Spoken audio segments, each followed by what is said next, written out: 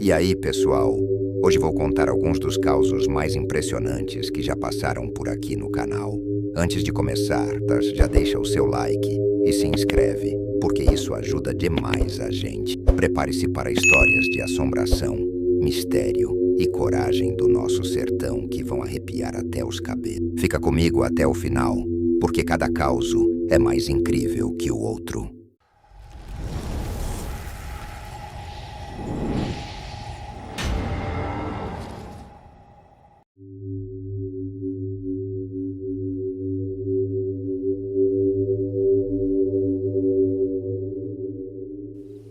Ô compadre, vou lhe dizer uma coisa que nem eu mesmo gosto de lembrar, mas é um causo que corre aqui nos cafundó do sertão desde o tempo dos meus avô.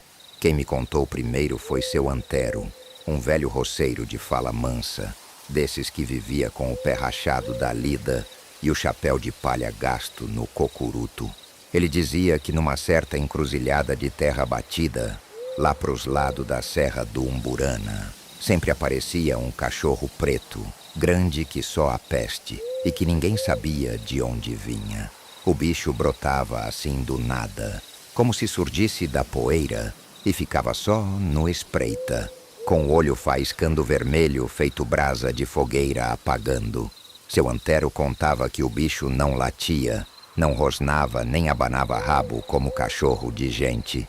Ele só ficava parado, olhando de um jeito que gelava a espinha. Muitos viajantes que passavam por lá à tarde da noite juravam que sentiam o corpo ficar pesado, como se tivesse uma mão invisível segurando o peito. E o pior, compadre, era que o rastro dele nunca ficava marcado na areia da estrada. O povo dizia que cachorro de carne e osso deixa pegada, mas esse não, parecia mais sombra que bicho. Teve uma vez que seu Antero voltava tarde da roça, trazendo um feixe de lenha nas costas, e resolveu cortar caminho pela tal encruzilhada. O luar estava fraco, meio escondido nas nuvens, e ele só ouvia o barulho do grilo e o chiar da coruja.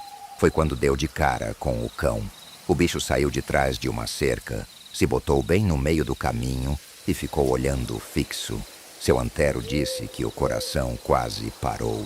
As pernas pareciam de algodão, mas a coragem de homem da roça falou mais alto, e ele benzeu o corpo 3 vezes e murmurou uma reza. O cão então deu um passo para frente, e foi aí que seu Antero viu uma coisa de arrepiar. Os olhos dele ardiam feito tição aceso, e no focinho escorria uma baba branca, grossa, como leite talhado. O velho disse que o cheiro era de enxofre queimado, coisa que só pode vir do inferno. Ele fechou os olhos e disse: seja lá o que for, tô entregue na mão de Deus. Quando abriu de novo, o bicho tinha sumido feito fumaça levada pelo vento.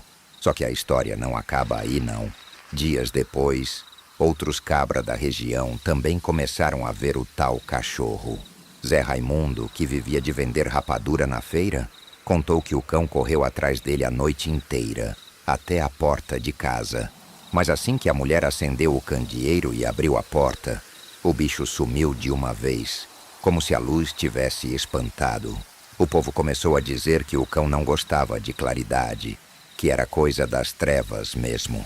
O causo foi crescendo, e logo toda a gente daquelas bandas já tinha uma história para contar. Uns diziam que era a alma penada de um homem que se matou bem naquela encruzilhada. Outros falavam que era o diabo disfarçado em forma de cachorro, querendo assombrar os crentes e botar medo no coração do povo. E tinha ainda quem acreditasse que era maldição antiga, coisa de promessa quebrada, dessas que os antigos faziam e nunca cumpriam. Seu Antero, no entanto, sempre repetia: esse cão não é bicho daqui, não. É coisa de outro mundo que gosta de pegar gente desavisada. Ele mesmo nunca mais cortou caminho pela encruzilhada depois daquele dia. Passava 2, 3 léguas a mais, mas não punha os pés naquele trecho nem por reza braba. Dizia que era melhor cansar as canelas do que arriscar a alma. Até hoje, quem mora ali nas redondezas Jura de pé junto que, em noite de lua nova, quando o vento assovia pelos galhos seco, ainda se vê o cão rondando a encruzilhada. Uns dizem que é só imaginação de cabra medroso, mas quem já sentiu aquele olhar ardendo na nuca sabe que não é invenção, não. O povo aprendeu a respeitar o lugar, porque no sertão, compadre, nem tudo que a gente enxerga é desse mundo.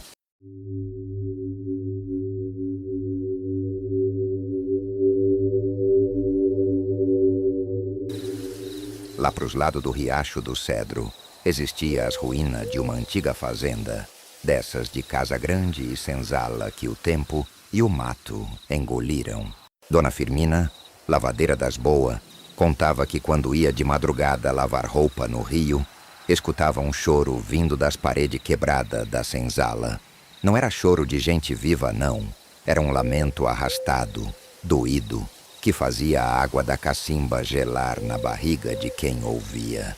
E o pior, quando o vento batia, parecia que as correntes arrastava no chão, tilintando devagarinho. O povo do vilarejo sempre dizia que naquele canto tinha coisa mal assombrada, porque muito escravo morreu ali sem nunca ver liberdade. Firmina falava que não ia por maldade ouvir, mas que o som se espalhava sozinho, como se o vento carregasse. A mulher benzia a roupa, rezava baixinho, mas o lamento não cessava. Parecia a voz de homem, de mulher e até de menino, tudo misturado. Teve uma feita que Zé Inocêncio, um vaqueiro sabido, resolveu provar que era só conversa de beira de fogueira. Foi sozinho numa noite escura, com um lampião na mão, e ficou parado bem na porta da senzala velha. Contava ele que primeiro só ouviu silêncio, mas quando apagou o lampião, o choro veio forte, misturado com gemido de dor e som de chicote estalando. O cabra voltou branco que nem algodão, jurando que não botava mais os pés lá, nem por promessa. As velhas da região diziam que os espíritos que gemiam ali estavam presos, clamando por descanso. Falavam que só com reza forte e promessa paga era possível dar sossego para aquelas almas. Mas ninguém tinha coragem de juntar rezador para isso, pois diziam que o mal ali era grande demais e quem se metesse podia ficar marcado pro resto da vida. Uma noite, Firmina foi forçada a passar pela estrada que cortava atrás da fazenda, pois o gado tinha fugido e ela foi ajudar os vizinhos a tocar. Contava ela que o luar clareava pouco, mas o suficiente para ver vulto espiando pela janela quebrada da senzala. Não dava para distinguir rosto, só sombra escura de corpo humano, indo e vindo devagar, como se arrastasse grilhões nos pés. Ela fechou os olhos, benzeu a testa e apressou o passo, mas o choro parecia vir atrás, acompanhando. Depois desse dia, Firmina largou de lavar roupa sozinha. Chamava sempre uma vizinha para acompanhar, porque dizia que a solidão atraía o chamado daquelas vozes. O povo da redondeza, ao escutar, começava a rezar de casa mesmo, pois juravam que se fosse averiguar de perto, o choro virava grito e ecoava até dentro da alma. Certa feita, um padre novo que veio para a vila ouviu falar dos causos e disse que era invenção. Resolveu ir lá benzer o lugar, mas mal pisou nas ruínas, a ventania levantou poeira e o sino da igrejinha, lá longe, bateu sozinho. O padre voltou apavorado, dizendo que sentiu mão gelada segurar seu braço e puxar ele para dentro. Nunca mais tocou nesse assunto. Até hoje, quem passa pela Estrada do Cedro depois da meia-noite garante ouvir o mesmo lamento vindo da senzala velha. Uns fecham os ouvidos, outros aceleram o passo, mas todos concordam numa coisa: aquilo não é choro de vento, nem grito de bicho. É alma cativa, clamando liberdade que nunca chegou. E por isso, o povo evita o lugar, porque sabe que em ruína de senzala, o sofrimento não se apaga, só fica guardado, chorando noite adentro.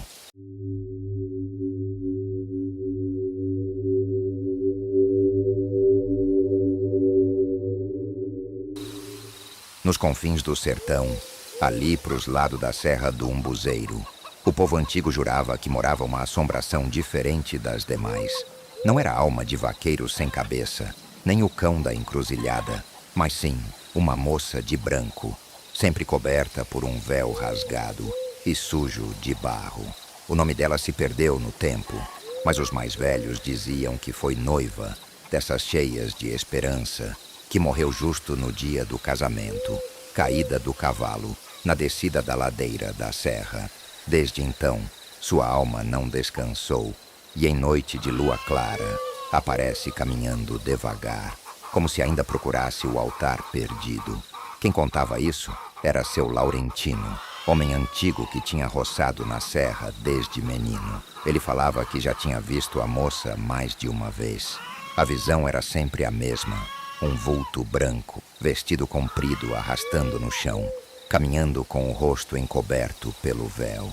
Quando ele puxava o cavalo pelo lajedo, o bicho empinava, relinchava, e não tinha quem fizesse o animal seguir adiante. Laurentino jurava que o olhar da noiva, mesmo sem mostrar o rosto, pesava mais que chumbo no coração do cristão. O povo dizia que, quando ela aparece, o ar da serra fica frio, mesmo em noite quente de verão. O vento sopra leve, mas traz consigo cheiro de vela apagada e flor murcha, coisa que não pertence ao mato. Teve cabra que, ao ver a noiva, correu de volta para a vila, tropeçando nas pedras, só de sentir que o véu balançava no ar sem vento algum. Diziam que quem tentava encarar ficava sem voz uns dias, como se a garganta fosse apertada por mão invisível. Zé Ponciano, vaqueiro de mão firme, resolveu um dia que ia provar que isso era conversa de beira de fogueira. Subiu a serra numa noite de lua cheia, com coragem e faca na cinta. O que ele contou depois nunca saiu da boca do povo. Disse que viu a noiva parada na curva do caminho, com as mãos estendidas como pedindo ajuda. Ele tentou falar com ela, mas quando o vento levantou o véu, não havia rosto nenhum, só um buraco preto e fundo, como cova aberta. Desde esse dia, Ponciano nunca mais foi o mesmo. Andava calado e doente, até que morreu de febre estranha. As mulheres da vila rezavam quando o assunto vinha à tona. Diziam que era alma penada, presa entre o mundo de cá e o de lá, porque morreu com a promessa de casamento não cumprida. Outras falavam que ela buscava o noivo, que nunca foi buscá-la depois da queda, e por isso vagava a serra sozinha, esperando que um dia ele aparecesse. Teve rezadeira que disse que se alguém tivesse coragem de rezar 3 ave-marias ao pé do umbuzeiro maior da serra, talvez a alma encontrasse descanso. Mas ninguém nunca teve ousadia de tentar. O pior é que quem avistava a noiva não saía ileso. Uns adoeciam de cama, outros tinham pesadelo de noite, sonhando com véu cobrindo o rosto e mãos frias puxando os pés. O povo começou a evitar a serra depois do cair do sol. Só subia em grupo, e mesmo assim, com reza e terço na mão. Até o gado estranhava, pois os bois arriavam as patas, como se sentissem coisa que o olho humano não via. Seu Laurentino sempre repetia que o espírito daquela noiva era aviso. A serra não queria ser profanada depois da meia-noite. Ele dizia que a morte dela tinha sido tão cheia de tristeza que até a pedra guardava a lembrança. Quem mexe com promessa quebrada, mexe com dor que não se apaga, ele falava, lembrando do silêncio pesado que pairava quando se tocava no assunto. Até hoje quem mora por aquelas bandas jura que, em noite clara, ainda se vê o vulto branco caminhando lentamente pela ladeira da serra.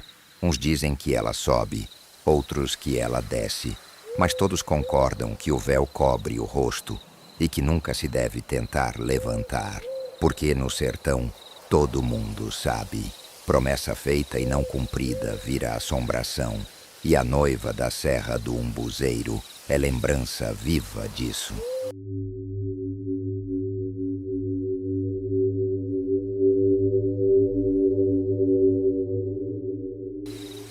Bem no meio do sertão bravo, Entre vereda e carrasco, se esconde uma lagoa funda que o povo batizou de Fundão, por nunca ninguém ter achado o fim dela.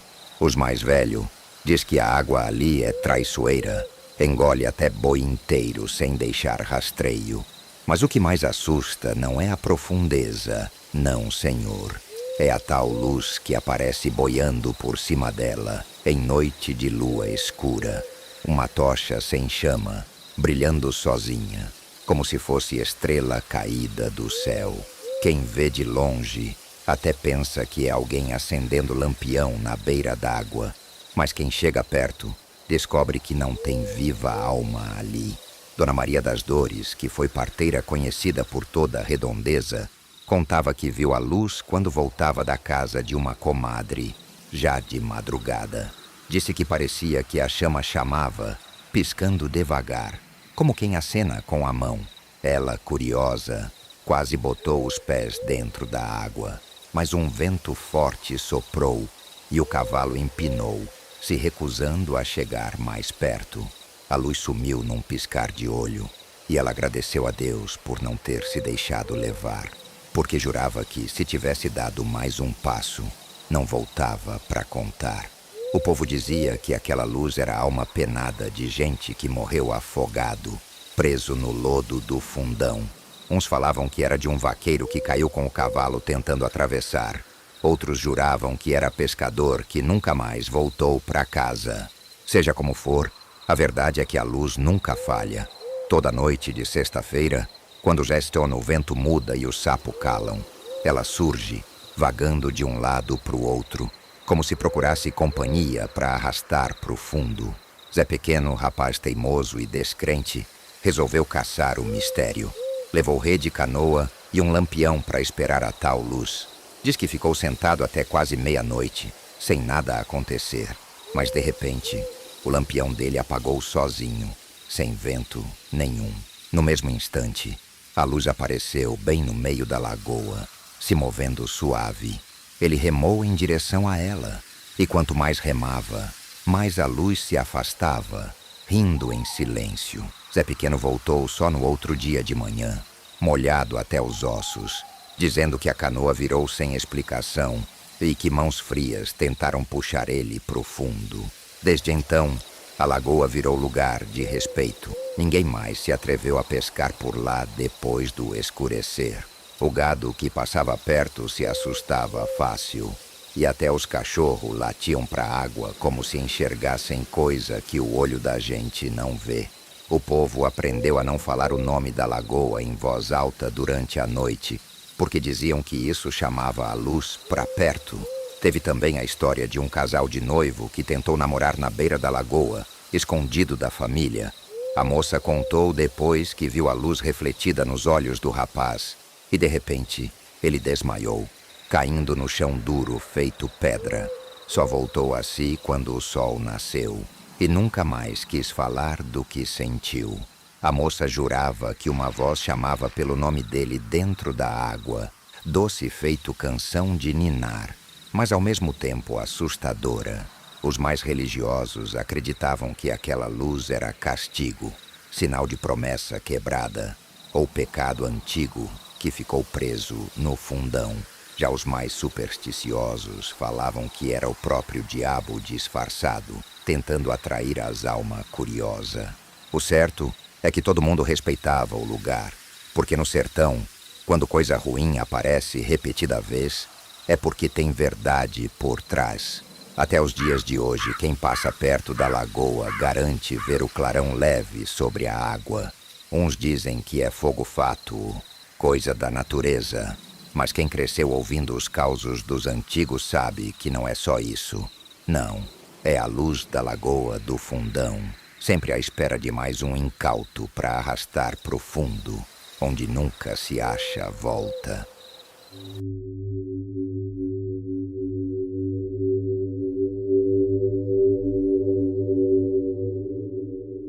Pelas bandas do sertão de Quixabeira, corria um causo que botava medo até em vaqueiro, acostumado com noite em campo aberto. Diz o povo que lá pros lados do Curral Velho, quando a lua tá coberta de nuvem, e o silêncio aperta, aparece um cavaleiro montado num alazão preto, cavalgando ligeiro feito vento. O que espanta não é só a velocidade do animal, não. É que o vaqueiro não tem cabeça no pescoço, só o corpo firme na sela, chicote na mão, correndo como se perseguisse gado invisível pela caatinga seca. Quem primeiro espalhou a história foi Mestre João, sanfoneiro das festas de São João, que voltava de uma tocada de casamento.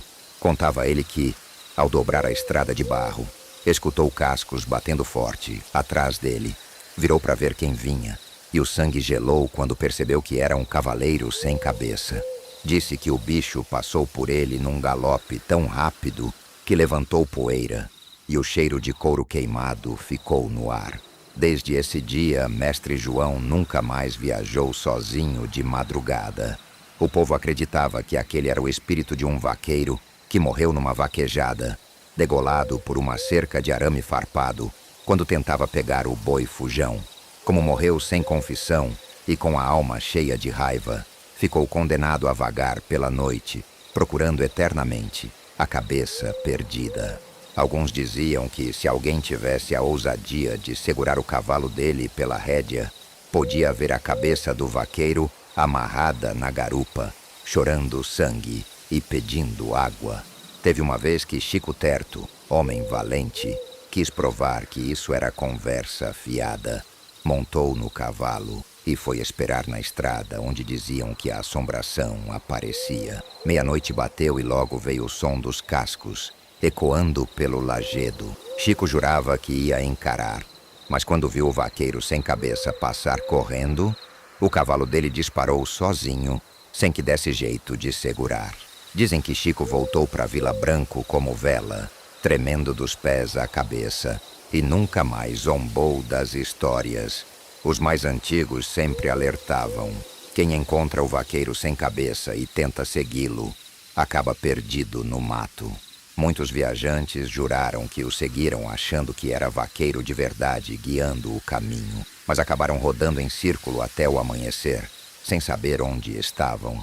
E quando o sol surgia, o cavaleiro sumia como fumaça, deixando só rastro de cascos queimados no chão seco.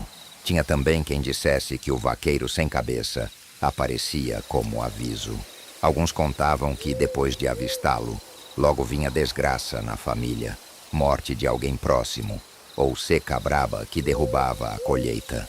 Por isso, o povo respeitava, rezava e até acendia a vela quando via o vulto, pedindo que a alma encontrasse paz e fosse embora, sem levar mais ninguém. O curioso é que o cavalo do vaqueiro parecia bicho vivo, mas ao mesmo tempo não tinha sombra. Só se via o corpo do animal e o tronco sem cabeça montado firme, cavalgando como se nunca cansasse.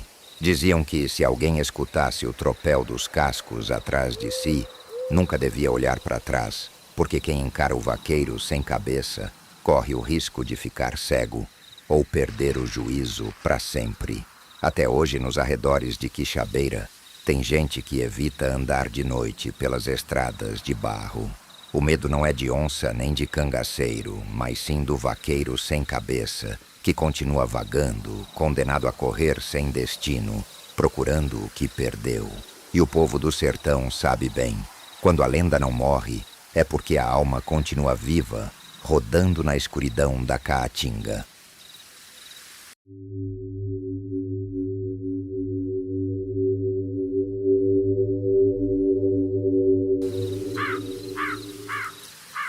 Bem no meio do sertão, entre duas fazendas antigas, passa uma vereda tão fechada de mato que o sol mal alcança o chão. O povo chama de vereda escura, e não é por acaso. Quem se atreve a atravessar por ali de noite escuta um sussurro estranho, voz fina, arrastada, que parece vir de dentro das árvores. Não é vento, não é bicho. É como se fosse alguém falando bem pertinho do ouvido, mas sem mostrar o rosto.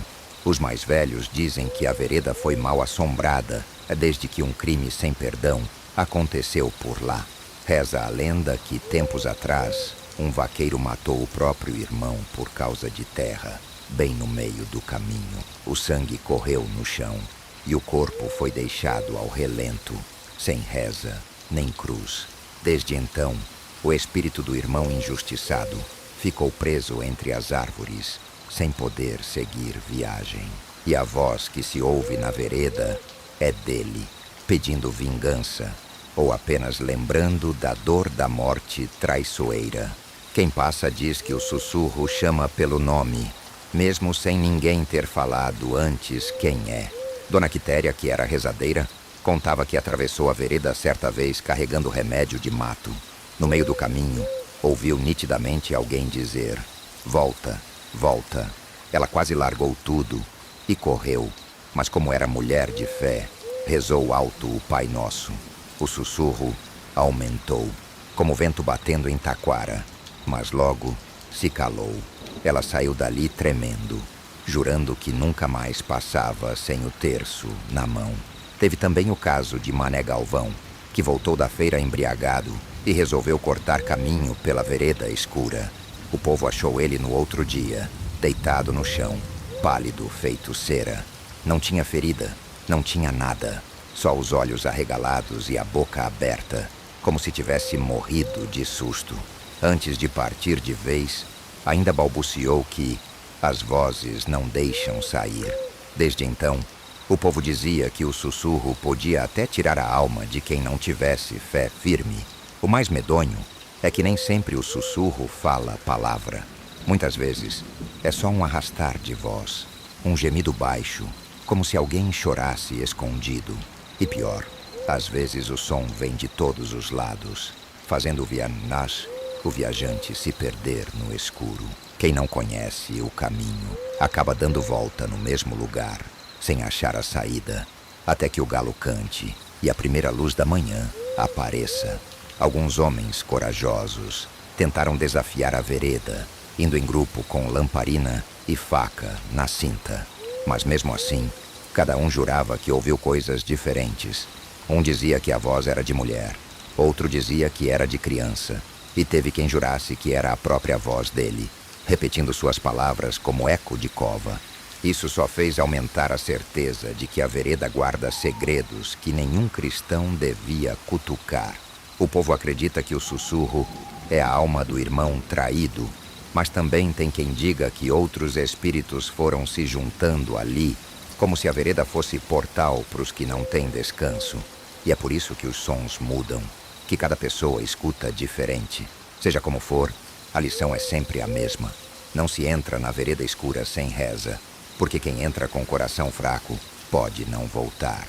Até hoje, a vereda continua lá, do mesmo jeito, fechada e sombria. Quem passa durante o dia sente um arrepio sem explicação, como se tivesse alguém observando por trás do mato. De noite, só os loucos e os teimosos se arriscam a cortar caminho. E todos sabem que, se o sussurro chamar seu nome, o melhor é tapar os ouvidos e correr, porque na vereda escura não é todo mundo que encontra a saída.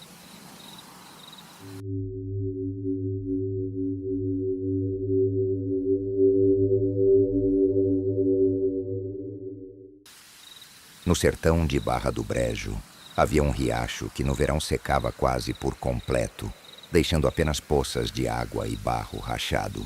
O povo da região dizia que ele era mal assombrado, mas não por bicho grande ou assombração comum.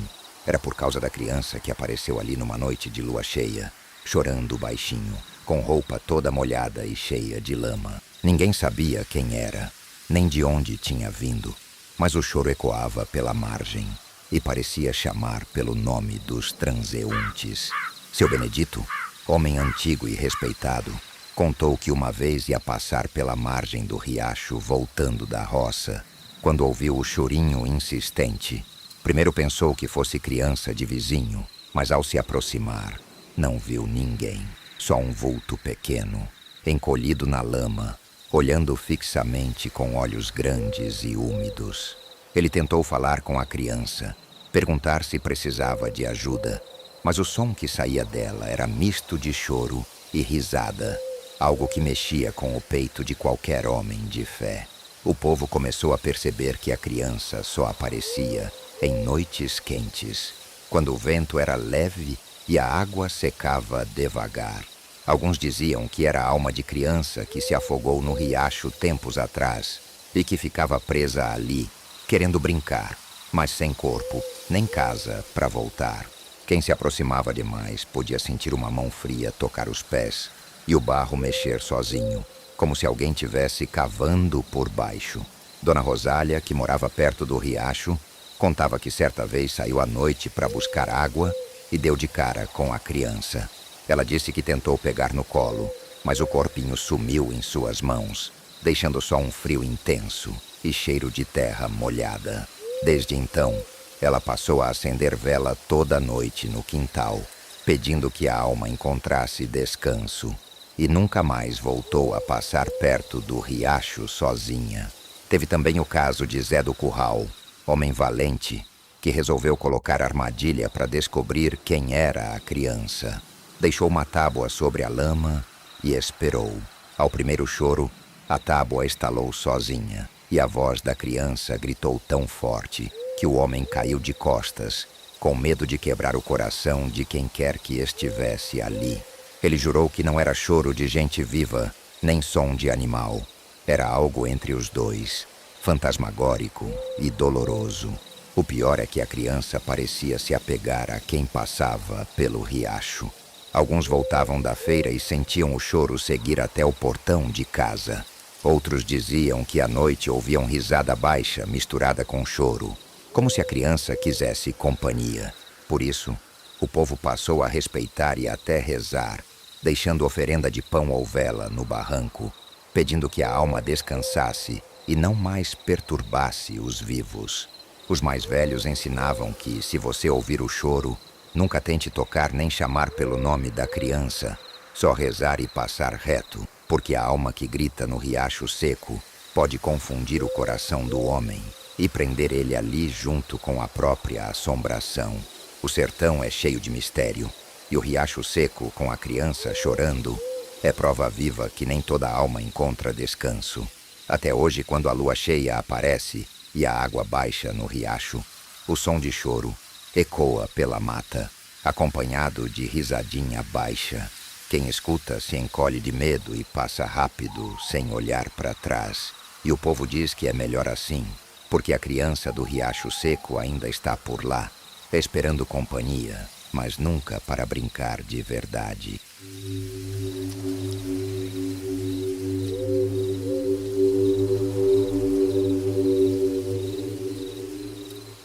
Lá pros lados de Tabuleiro Grande, no sertão antigo, o povo falava de um homem estranho que aparecia só depois do sol se pôr.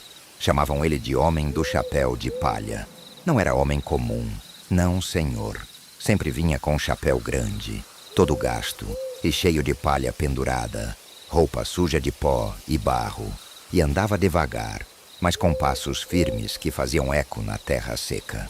Ninguém sabia de onde vinha, nem para onde ia, mas a presença dele enchia de frio o peito de qualquer cabra que cruzasse seu caminho. Seu Tobias, homem velho que tinha roçado por toda a vida, dizia que encontrou o homem certa noite indo da casa do vizinho pro curral. Estava sozinho, carregando um lampião apagado, e quando Tobias tentou falar, o sujeito não respondeu nada. Só inclinou a cabeça, que mal se via sob o chapéu, e continuou andando, deixando rastros de barro molhado, mesmo que não tivesse chovido há dias. Tobias jurou que nunca mais andou sozinho depois disso, sempre chamando o vizinho ou levando o cachorro grande. O povo contava que o homem aparecia principalmente perto de estrada de barro, onde carroça passava só de manhã. Alguns diziam que ele andava atrás de gente que tinha pecado ou prometido algo e não cumpriu. Quem via o chapéu de palha na estrada sentia uma vontade de correr, mas as pernas pesavam feito chumbo e o coração batia rápido demais. Era medo misturado com respeito, porque ninguém queria provocar a ira do estranho visitante. Teve um caso de Miquelino, rapaz jovem e teimoso, que resolveu seguir o homem do chapéu de palha para descobrir quem era. Ele andou atrás até chegar perto da curva do riacho, e o sujeito desapareceu no mato de repente, deixando apenas o chapéu no chão. Michelino pegou, mas o chapéu queimava a mão dele, e uma voz profunda ecoou: "O que procura, homem sem fé?"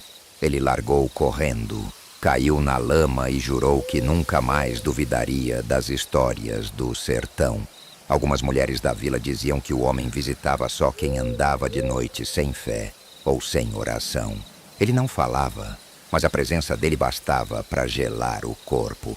Cachorros latiam, galinhas se escondiam, e o vento parecia sussurrar o nome da pessoa, lembrando de pecado antigo ou promessa quebrada.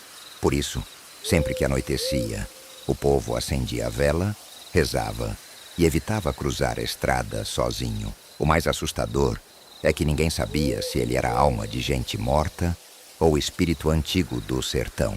Alguns contavam que o chapéu se mexia sozinho, levantando palha como se fosse mão acenando.